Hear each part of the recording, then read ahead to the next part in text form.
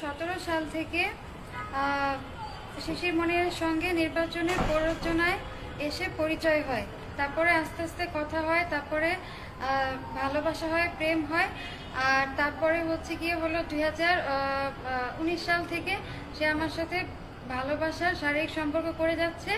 এবং তারপরে যখন আমি বিয়ে করার জন্য চাপ দিয়েছি তখন সে বলছে যে দেখো এখন তো আমি বিয়ে করতে পারছি না, তুমি টাকা নিয়ে আপোষ হও, যেন মানে টাকা নিয়ে আমি দূরে চলে যাই।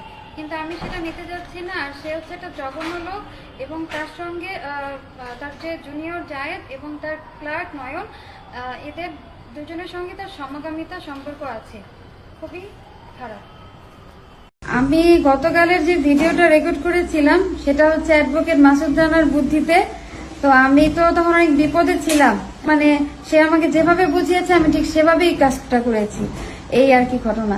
তো যাই হোক, গতকালের ভিডিওটা সত্যি না, আর আপনারা আমার জন্য